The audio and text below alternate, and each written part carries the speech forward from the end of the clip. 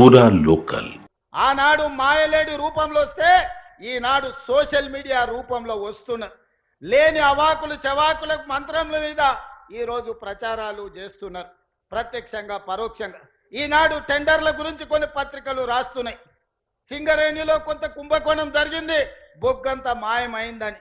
నేను ఆ పత్రికలకు, ఆ టీవీలకు, ఆ సోషల్ మీడియా వాళ్లకు, ఆ రాజకీయ పార్టీ నాయకులకు నేను చెప్పదలుచుకున్నా, ఈ ప్రభుత్వంలో అవకతవకలకు తావు లేదు.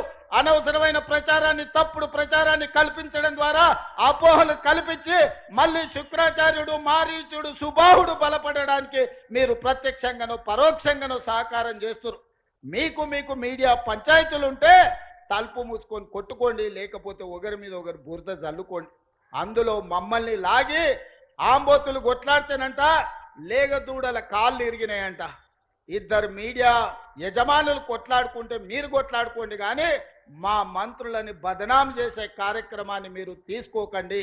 దయచేసి ప్రత్యక్షంగానో పరోక్షంగానో మీరు రాస్తున్న రాతలు, చూపిస్తున్న చూపులు మారీచుడి సుబావులకు, శుక్రాచార్యునికి సహకారం అందించినట్టుగా ఉంటుంది.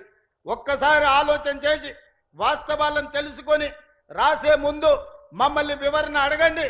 తెలంగాణ రాష్ట్ర ముఖ్యమంత్రిగా రోజుకి 24 గంటలు, సంవత్సరానికి 365 రోజులు ప్రజా జీవితంలో ఉన్న, ప్రజలకు అందుబాటులో ఉన్న మీడియాకు కావలసిన వివరణ ఇవ్వడానికి తెలంగాణ రాష్ట్ర ముఖ్యమంత్రిగా నేను సిద్ధంగా ఉన్నా. ఏదైనా వార్త ఏ టీవీలో వచ్చినా, ఏ పేపర్లు వచ్చినా, ఏ సోషల్ మీడియాలో వచ్చినా నా ఎమ్మెల్యేల మీద, నా ఎమ్మెల్సీల మీద, ఎంపీల మీద, మంత్రుల మీద ఎవరి మీద ఆరోపణ వచ్చినా వాళ్ళందరికీ నాయకుడిగా, కుటుంబ పెద్దగా అది నా గౌరవానికి భంగం కలిగిస్తుంది, నా నాయకత్వం పట్ల అపోహలను కలిగిస్తుంది. ఇలాంటి విషయాలలో ఎలాంటి కాంప్రమైజ్ లేదు. మా మంత్రుల మీద ఏదొచ్చినా రాసే ముందు నన్ను వివరణ అడగండి. ఈ ప్రభుత్వాన్ని అందరినీ సమన్వయం చేసుకొని, అందరి సహకారం తీసుకొని, అనుభవజ్ఞులైన తుమ్మల లాంటి వాళ్ళ అనుభవాన్ని తీసుకొని ఈరోజు ఈ ప్రభుత్వాన్ని నడుపుతున్నాం.